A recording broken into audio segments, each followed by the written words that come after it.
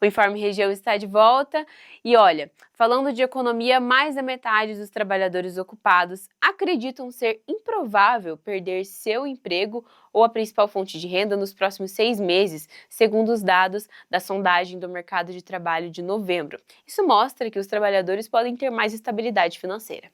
Dados da sondagem do mercado de trabalho de novembro, da FGV, mostram que 55,6% dos trabalhadores ocupados avaliam ser muito improvável ou improvável perder o emprego ou a principal fonte de renda nos próximos 6 meses. Em junho, esse índice era de 54,2%, com a taxa de desemprego a 5,4%, a menor desde 2012, segundo o IBGE. A confiança dos trabalhadores está crescendo. Apenas 15,7% indicam medo de perder seu trabalho ou fonte de renda. Já os demais 28,7% não souberam fazer uma avaliação sobre o assunto. Por outro lado, apesar dos trabalhadores sentirem maior segurança nas suas ocupações, entre junho e novembro foram registrados sinais de desaceleração na confiança dos entrevistados. A parcela que considera muito improvável ficar sem emprego caiu de 14,3% para 7,8%. Já a quantidade de pessoas que acredita ser improvável aumentou de 39,9% para quase 48% no período. Os dados apontam ainda que a satisfação com o próprio trabalho mudou. Em outubro, pouco mais de 14% estavam muito satisfeitas com a ocupação. No mês seguinte, essa taxa caiu para quase 12%. Já a fatia de satisfeitos subiu de 62,6% para 64,5%. No cenário dos insatisfeitos, houve uma leve melhora. Em outubro, 6,1% dos brasileiros ocupados estavam muito insatisfeitos com a principal fonte de renda. Agora, esse índice caiu para 5,9%. Com relação à proporção de pessoas que consideram a renda atual como suficiente para pagar as despesas essenciais, a pesquisa revela que houve uma ligeira piora, passando de 70,1% em outubro para 69,8% em novembro. Na política, a Lei Rouanet, principal mecanismo de incentivo à cultura no país, é alvo frequente de críticas e questionamentos.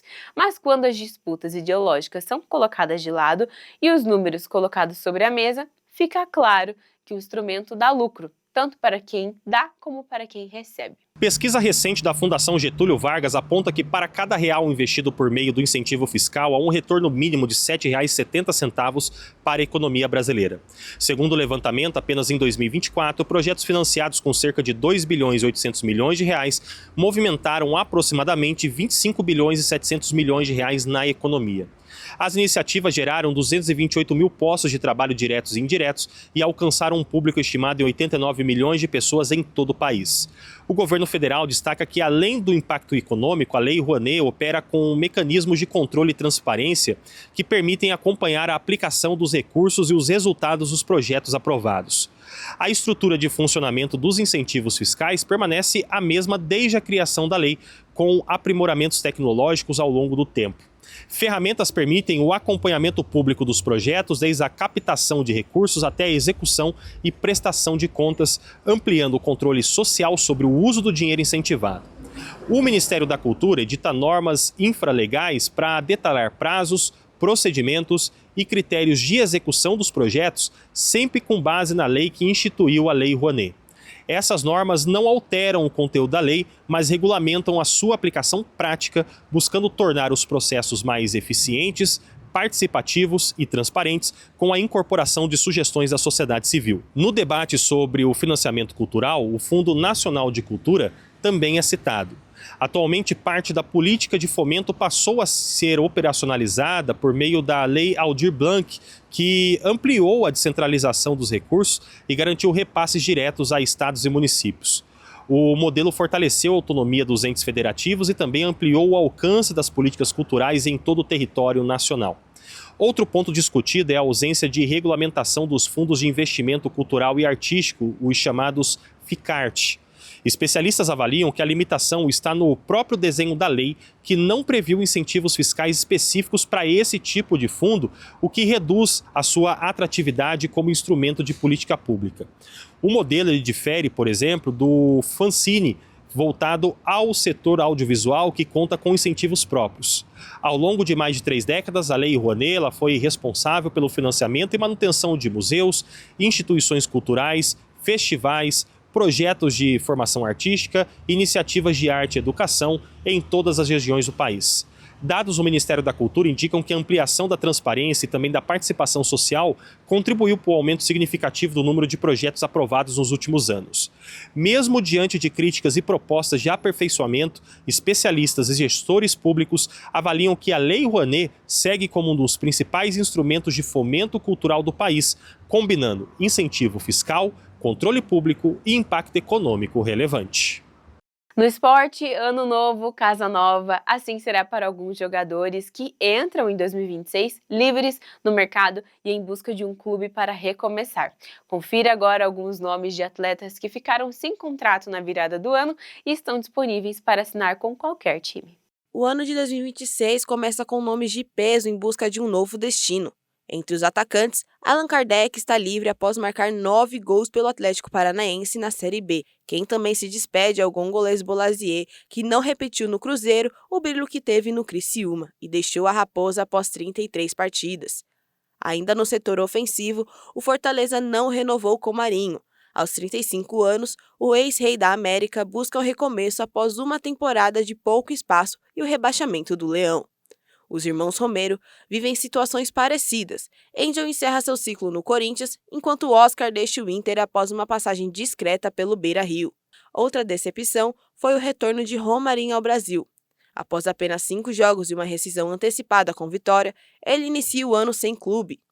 No meio-campo, Eduardo foi liberado pelo Cruzeiro e já desperta o interesse do Mirassol. Enquanto isso, o volante Fernando tenta retomar a carreira.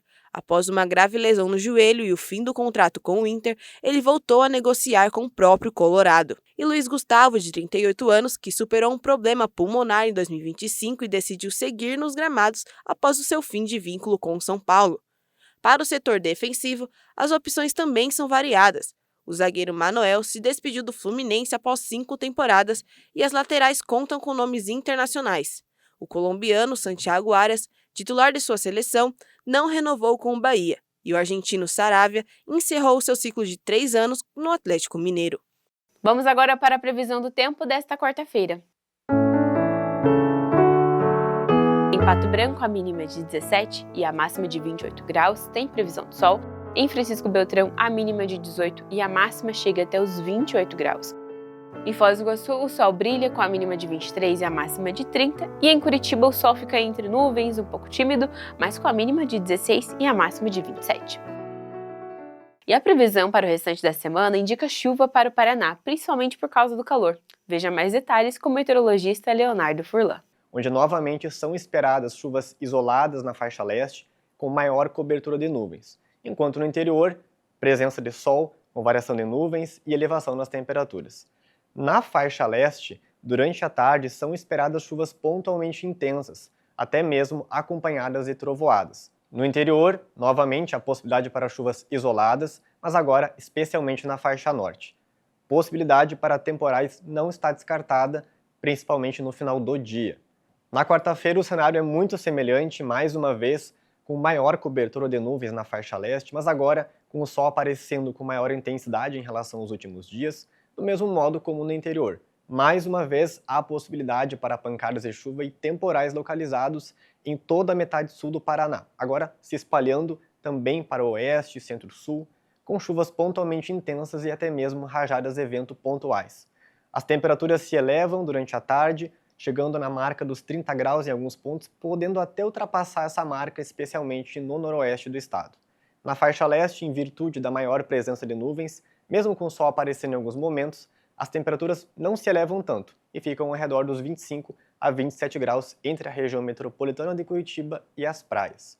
Entre a quinta e a sexta-feira, em virtude da formação de um sistema de baixa pressão entre o norte da Argentina e o Paraguai, as instabilidades aumentam no estado do Paraná, agora de forma mais generalizada, atingindo também porções do centro e norte do estado, em especial no turno da tarde, que é o período de maior aquecimento.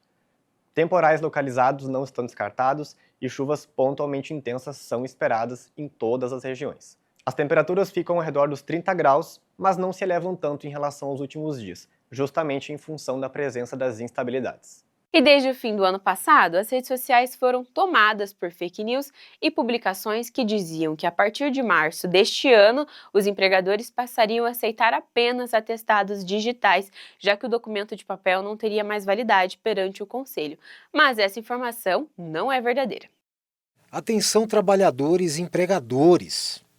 Informações que circulam nas redes sociais têm gerado dúvidas e até confusão sobre a validade dos atestados médicos em 2026. Ao contrário do que dizem boatos na internet, o documento em papel não vai deixar de valer. O Conselho Federal de Medicina garante que nenhuma regra foi alterada. Tanto o atestado físico em papel quanto digital continuam sendo aceitos em todo o país. A polêmica ganhou força depois do anúncio de uma nova plataforma criada pelo Conselho Federal de Medicina para combater fraudes. Mas o próprio CFM, Conselho Federal de Medicina, reforça que a tecnologia não muda a legislação e não anula o uso do papel.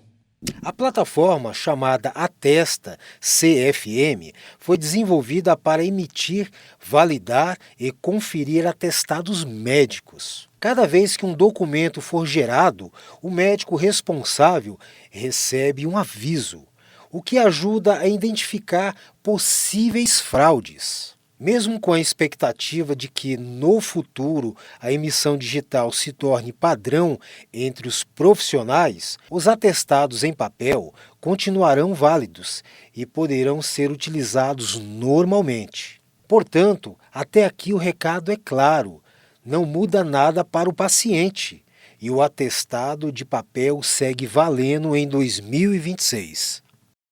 E ensinar o básico para uma criança para as horas de emergência é mais importante do que parece. Ela precisa, no mínimo, saber ligar para o serviço de resgate e pedir socorro para que alguém que está passando mal receba ajuda. Afinal, ninguém está livre de uma surpresa. Segundo a Central de Regulação de Urgências e Gestão em Saúde, não há uma idade mínima definida para ensinar as crianças a pedir socorro, mas essa autonomia já é possível a partir da alfabetização. O aprendizado, como ligar para o número 192 e dizer o próprio endereço aos atendentes do Serviço de Atendimento Móvel de Urgência, o SAMU, pode ser decisivo em situações críticas e acidentes. Entre os dados essenciais estão o nome da rua, o número da casa e o ponto de referência. Quanto mais precisas forem as informações passadas, mais eficiente será o atendimento. Especialistas recomendam abordar o tema de forma natural, mencionando, por exemplo, praças ou comércios vizinhos durante trajetos perto de casa. É importante também que a criança consiga descrever de forma simples a situação de emergência. Os pais podem ensinar de maneira simples e prática, principalmente em lares onde crianças passam períodos sozinhas com idosos ou pessoas com doenças crônicas, como diabetes e epilepsia. O atendente do SAMU vai conduzir a ligação, mas quanto mais preparada estiver a criança, mais rápida será a resposta. O primeiro passo é memorizar o número 192 e praticar o endereço e o ponto de referência até que a criança consiga passar as informações com segurança. Também é essencial conversar sobre situações reais, explicando a diferença entre os casos que exigem ajuda imediata, como desmaios, sangramentos intensos e dificuldade para respirar. Outro ponto importante é treinar em simulações a calma, para que a criança entenda que deve falar devagar e responder às perguntas e ouvir atentamente as instruções do atendente. O curso de suporte básico da vida da Sociedade Brasileira de Pediatria disponibilizou serviços que oferecem treinamentos adequados, que não geram medo e orientam sobre o impacto negativo dos trotes nas linhas de emergência, tendo como resultado maior tempo de espera para a chegada de equipes aos casos reais e o uso correto desses serviços. E a medicina alcançou um marco histórico para a doença que resulta em atrofia, destrói os neurônios e causa enfraquecimento muscular. Pesquisadores desenvolveram um método para identificar em um exame de sangue, com precisão quase total, a presença da esclerose lateral. A medicina moderna alcança um marco histórico e emocionante no combate às doenças neurodegenerativas, com a chegada de um método revolucionário para o diagnóstico da esclerose lateral amiotrófica, a ELA. Através de um exame de sangue extremamente sofisticado, pesquisadores desenvolveram uma técnica capaz de identificar a presença da enfermidade com uma precisão quase total. Essa inovação representa uma esperança concreta para pacientes e famílias, pois permite que o acompanhamento médico e as intervenções terapêuticas comecem muito antes do que era possível com os antigos protocolos de avaliação clínica. O grande diferencial tecnológico deste teste reside na detecção de proteínas específicas que o corpo libera assim que os neurônios motores começam a sofrer qualquer tipo de desgaste. Até então, o processo para confirmar um caso de ELA era marcado por uma longa e angustiante jornada de exclusão de outras doenças, o que muitas vezes consumia meses ou até anos valiosos. Com a introdução deste novo procedimento, o tempo de espera por uma resposta definitiva cai drasticamente, oferecendo um diagnóstico rápido que é fundamental para preservar as funções motoras e garantir uma qualidade de vida superior.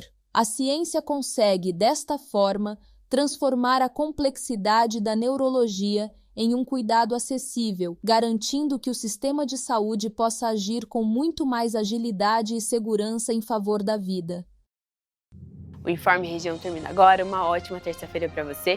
Fique agora com a programação da Igreja da Graça com o pastor Jefferson Mendes. Logo a gente se vê aqui no canal 15.1. Até mais!